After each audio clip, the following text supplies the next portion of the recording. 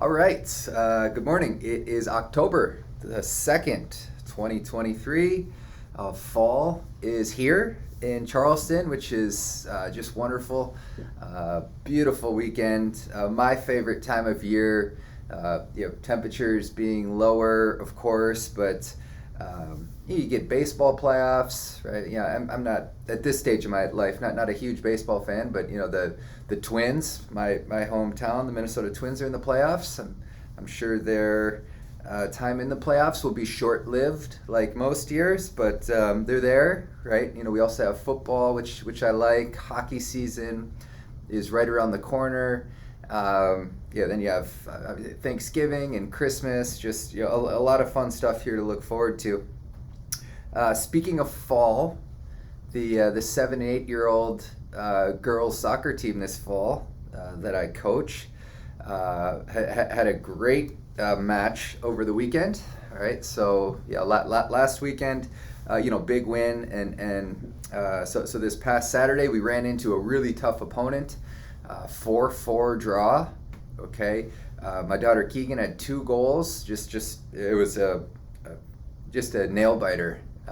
Couple chances at the end to win, but just a great game. Really fun. Never thought I never realized how much I'd enjoy coaching 7 and 8-year-old girls, but nonetheless, this morning, the topic I want to discuss the bond market. All right, and if for those of you that have been in for a fall review, some of this will sound familiar, but it's just so interesting that the fixed income market is really setting up. It's gonna be quite interesting the way this plays out. But Halyard came out and said the fixed income market's the most attractive it's been since 2009. Okay. And so I just want to spend a couple minutes kind of walking through the reasons for this, because there's just objective measures that there's reason to be optimistic with fixed income moving forward here. All right, so first off, just an important distinction between stocks and bonds, okay, because stocks, in theory, kind of live forever. All right, in other words, they don't have a maturity date like bonds do. All right, but bonds have a maturity date. All right, and why that's important is, it's no secret, right, that bonds have done really poorly the last handful of years. The reason for that, okay, just kind of bonds 101, right? When interest rates go up, bond prices go down, right? So it's this inverse relationship: rates up, bonds down. All right, so what's happened is rates up, bonds down. Most people know rates have gone up at an unprecedented rate. The Fed has been hiking rates to combat inflation, and the bond prices, basically throughout the entire bond market, it's pretty ugly. All right, so why this is important though, and why forward-looking, given bonds have a maturity date, reason to be optimistic. All right, so for starters, when bonds get issued, they have a par value. All right, so call it 100.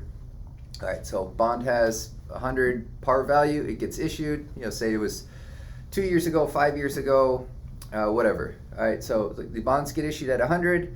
As we just mentioned, rates have gone up a lot, so bond price is down, meaning the vast majority of the bond market is currently trading at what we call a discount, right? So again, they get issued at 100. Most bonds today might be trading at like 90, right, or 85.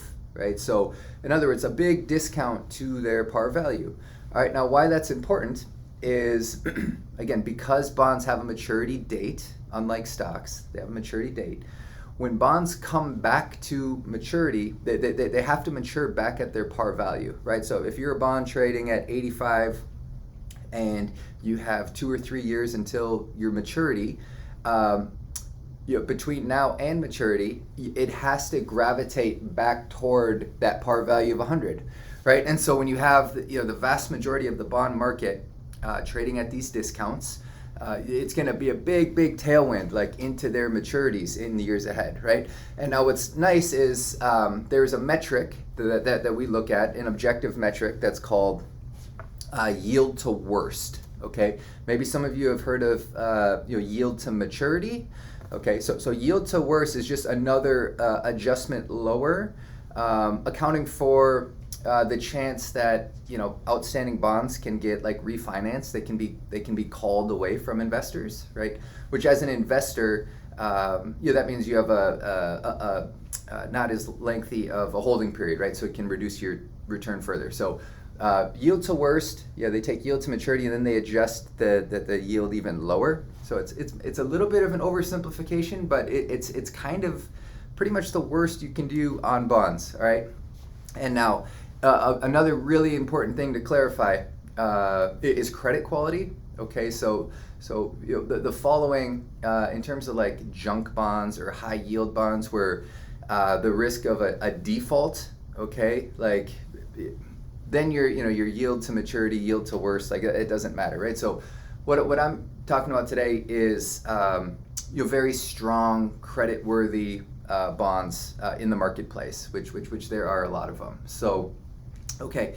So historically speaking, you can see this yield to worst over the last 10 years, for example, in the investment grade corporate bond space, that yield to worst has been sub 2%. All right, whereas today in the U.S. here on investment grade corporates, that yield to worst is closer to like 6% right now. All right, so 6% on a yield to worst on strong credit quality bonds, all right? Like meaning, it's not a stretch to think, in the coming year or two, like investment grade corporates could do 6, 7, maybe even 8%, particularly if the Fed does end up cutting rates, right? Obviously, like that phenomenon would of bonds trading at discount, like to get closer to their par value. Like if the Fed starts cutting rates and the rates start coming down like across the yield curve, like instead of just gravitating back towards par, like you could see it shoot up and then move side, right? So it wouldn't be a stretch to think fixed income could do quite well. Perhaps this was a little bit more technical, a little bit more nerdy of a video here this morning, but just I think it's important. Fixed income, it's done so poorly the last handful of years, and just objective reason to be optimistic in the years ahead. On that point, the yield curve, the 2s to 30s continues to disinvert, if you will, right? So the 2 to 30 spread now down to negative 35 basis points, which again, it'd be really interesting to see how just as that yield curve tries to normalize here in the year to come. Economic news. Last week, the PCE, which is the Fed's preferred metric for inflation, lower than expected. All right, so that was a little positive, for news for the market last week. And then this week, the big, everyone will have their eyes on the September jobs report, which will be released Friday morning. So questions, comments, concerns, please let us know. Another really fun week of reviews last week. Excited for another week ahead here. Just such a joy seeing many of you. So we hope you have a great week, and we'll talk to you soon. Thanks.